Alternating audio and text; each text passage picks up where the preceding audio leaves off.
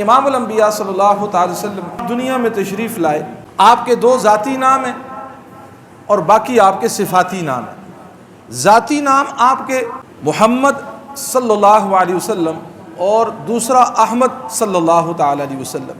ہماری تو یہ کیفیت ہے کہ خدا کی قسم ہم حضور کا نام بھی لبوں پہ لاتے ہوئے کانپ جاتے ہیں کہ ہمارے ہونٹ بھی اس قابل نہیں ہے کہ ہم حضور کا نام لے سکیں، کہ جس ہونٹوں سے ہم جھوٹ بولتے ہیں، جس زبان سے ہم گالی دیتے ہیں، جس زبان سے ہم لوگوں کے دل دکھاتے ہیں، اسی زبان پر حضور کا نام آئے، وہ پاکیزہ طیب اور طاہر نام کہ آپ علیہ الصلوۃ والسلام کے دنیا میں آنے سے پہلے آپ کی عظمت اور نام کے ڈنکے بجائے گئے۔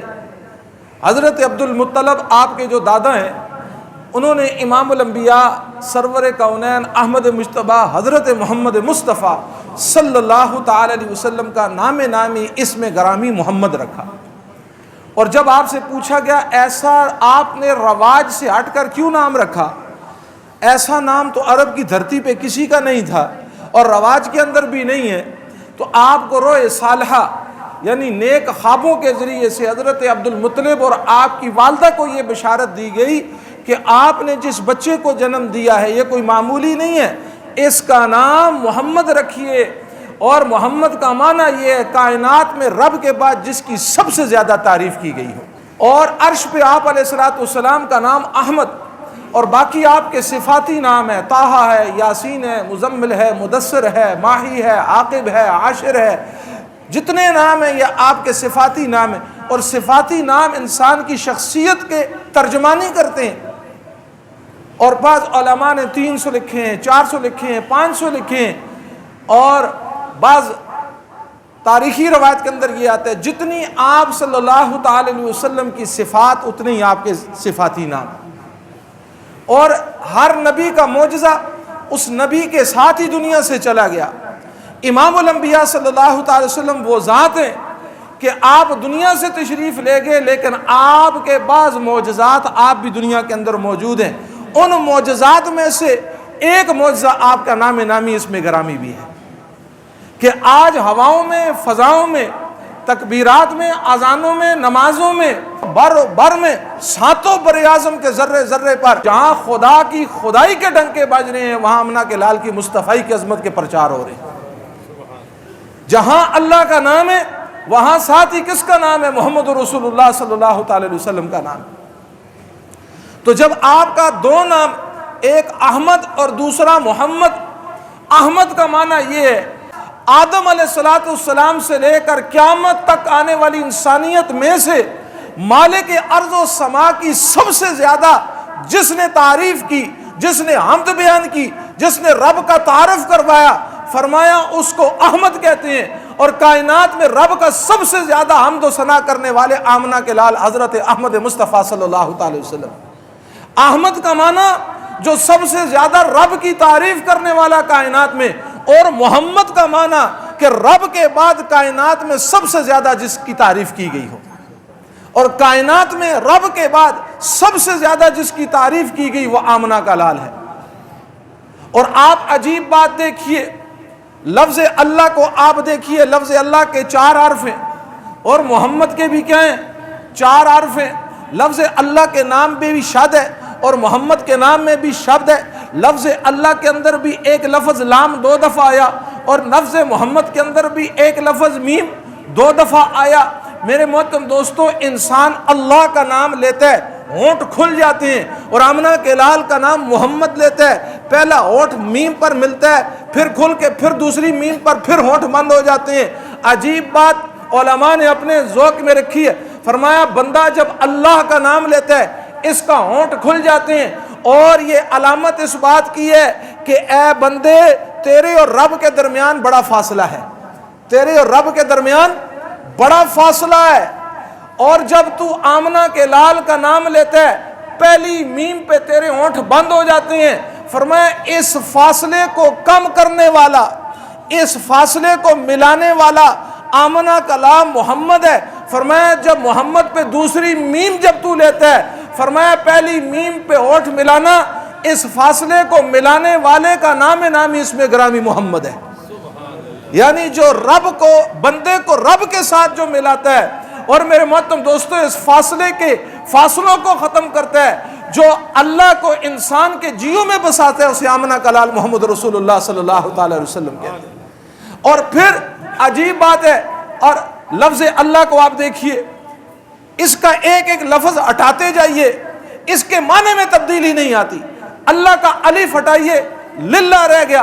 قرآن میں کہتے ہیں للہ ما فی السماوات و ما فی الارض، جو اللہ کا معنی ہے وہی للہ کا معنی ہے۔ للہ ما فی السماوات و ما فی الارض، آسمانوں اور زمینوں میں بادشاہت کس کی ہے؟ اللہ کی ہے۔ اب اللہ کے نام سے دوسرا اللام ہٹا دیجئے تو لہو رہ جاتا ہے۔ قرآن کہتے ہیں لہو ما فی السماوات و ما فی الارض، آسمان اور زمین کے اندر بادشاہت کس کی ہے؟ اللہ کی ہے۔ پھر دوسرا الف بھی ہٹا دیجئے، پھر ہو رہ جاتا ہے۔ قرآن کہتے ہیں اللہ لا الہ الا ہو، اللہ لا الہ الا ہو۔ فرمائے اسی طرح محمد رسول اللہ صلی اللہ تعالی وسلم کے نام سے ایک ایک حرف ہٹا دیجئے، معنی میں کوئی تبدیلی نہیں آتی۔ جیسا اللہ اپنی شان میں میرے محترم دوستو ہے، فرمایا اللہ کا تعارف اللہ ہی ہے، کوئی اور لفظ اللہ کے تعارف کی ترجمانی نہیں کر سکتا۔ فرمایا ایسے ہی آمنہ کے لال کا حسن و جمال محمد کے اندر ہے، کوئی اور لفظ آپ کے عظمتوں کی ترجمانی کر ہی نہیں سکتا۔ اور پھر آگے دیکھیے، لفظ اللہ میں 4 حرف، اور لفظ محمد میں بھی 4 حرف، لفظ احمد میں بھی 4 حرف، اور لفظ قرآن میں بھی 4 حرف۔ پھر آگے آپ یوں ہی چلتے چلے جائیے، آسمانی کتابیں کتنی ہیں؟ 4 ہیں۔ مقرب فرشتے کتنے ہیں؟ 4 ہیں۔ اللہ کے عرش کو تھامنے والے فرشتے 4 ہیں۔ اور میرے محترم دوستوں اور بزرگوں، نماز میں 4 حرف، زکوٰۃ میں 4 حرف، جہاد میں 4 حرف، اور انبیاء، صدیقین، شہداء، صالحین، اللہ نے جو مراتب بیان کیے وہ بھی کتنے ہیں؟ 4۔ اور سمتیں بھی کتنی ہیں؟ 4 ہیں۔ میرے محترم دوستوں اور بزرگوں، اس نام کی عظمت، اس نام کی رفعت، آپ یہ دیکھیے کہ امام الانبیاء صلی اللہ تعالی وسلم کے نام کی عظمت کتنی ہے، مقام کتنا ہے۔ بہت ساری باتیں ہیں۔ بنی اسرائیل کے اندر ایک گنہگار آدمی تھا، کہاں ہم، کہاں حضور علیہ السلام کی امتی، کہاں حضور علیہ السلام کی ذات، کہاں صحابہ کو حضور کا تعارف تھا، ہمیں حضور کا تعارف ہے۔ اور وہ کئی 100 سال پیچھے چلے جائیں، حضرت جبرائیل علیہ السلام سے حضور پاک علیہ السلام نے پوچھا جبرائیل تیری عمر کتنی ہے؟ کہا اللہ کے محبوب مجھے اپنی عمر کا پتہ نہیں ہے، لیکن چوتھے حجاب میں ایک ستارہ ہے، وہ ستارہ 70,000 سال کے بعد طلوع ہوتا ہے، میں نے اس ستارے کو 72,000 دفعہ دیکھا۔ حضور نے فرمایا وہ ستارہ میرا ہی نور ہے، یعنی وہ ستارہ میرے اسم نامی محمد کا نور ہے۔ آپ کائنات میں آئے بات آپ کی عظمتیں اول سے۔ اور ایک روایت کے اندر آتا ہے حضرت آدم علیہ السلام نے دعا کی، یا اللہ اپنے پیارے محمد کے صدقے مجھے معاف کر دیجئے۔ اللہ نے پوچھا ابھی محمد تو آئے نہیں ہے، آپ کو کیسے پتا چلا؟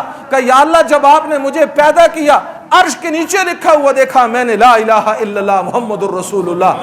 میں نے کہا جس کا نام رب نے اپنے نام کے ساتھ جوڑا ہے وہ کوئی عظمتوں والا ہوگا، وہ کوئی رفتوں والا ہوگا۔ اللہ نے جواب دیا ہاں آئے گا تو تیری امت میں سے، یعنی تیری اولاد میں سے آئے گا، لیکن عظمت تجھ سے بھی زیادہ ہوگی۔ کیا شان اور کیا مقام ہے۔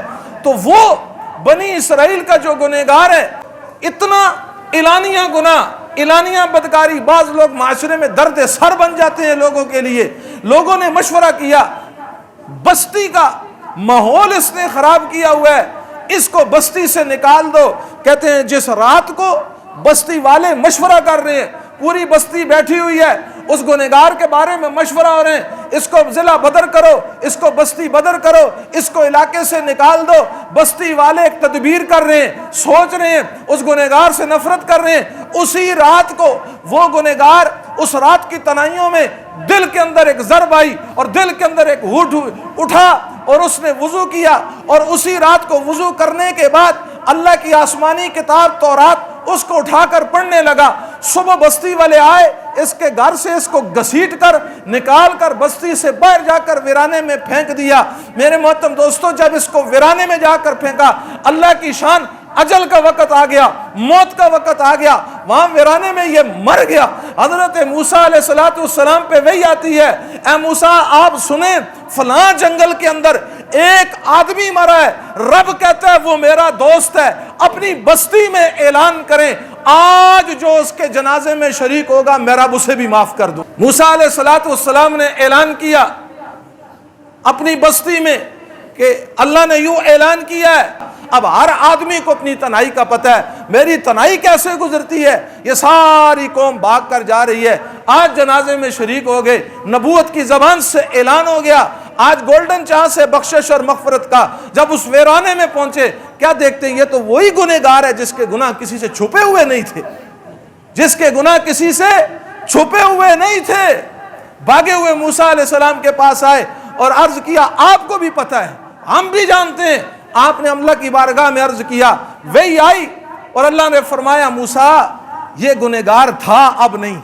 جس رات بستی والے مشورہ کر رہے تھے اس رات کو اس نے وضو کیا اور تورات کو اٹھایا، اٹھانے کے بعد اس کتاب کو پڑھنے لگا، پڑھتے پڑھتے قرآن کے صفحے کے درمیان ایک نام آیا، اسے پتہ نہیں وہ نام کس کا ہے، نام والا کون ہے، اس کی عظمت کیا ہے، اس کی رفعت کیا ہے، اس کا مقام کیا ہے، اس کی بلندی کیا ہے، اس کا مرتبہ کیا ہے، اسے کچھ پتہ نہیں ہے۔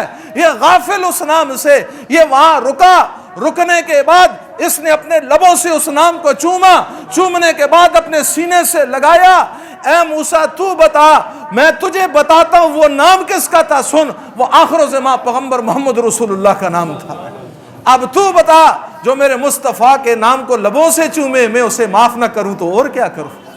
ایک غافل آدمی حضور کے نام کو عظمت دے، رب اسے معاف کر دے، اور ہمیں تو حضور کی عظمت کا پکا، ہمیں حضور کے مقام کا پتہ، ہم نے تو میرے محترم دوستوں اپنے نبی کو بلا دیا ہے۔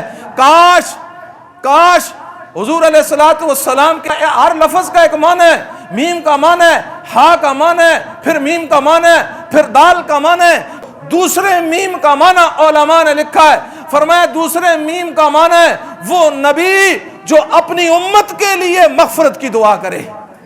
میم کا معنی مغفرت ہے، اپنی امت کے لیے مغفرت کی دعائیں کریں۔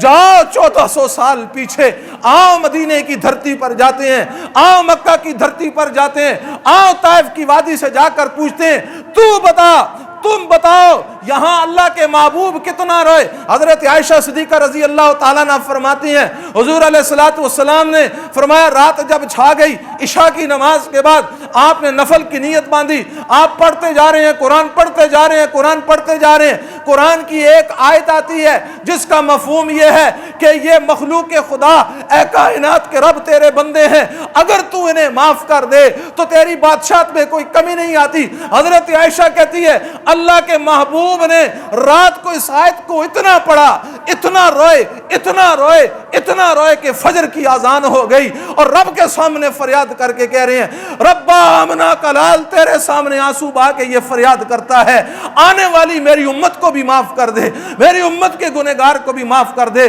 ساری کائنات کو ایک طرف رکھ دیں، ساتوں زمینوں، ساتوں آسمان، جس کائنات کی رنگینیوں اور رونقوں پہ میں اور آپ فریفت ہیں، میں اور آپ مرے ہوئے، اس ساری کائنات کو اٹھا کر ایک طرف رکھ دو، آمنہ کے لال کی آنکھ مبارک سے نکلنے والا ایک آنسو کا قطرہ اس کائنات سے زیادہ قیمتی ہے۔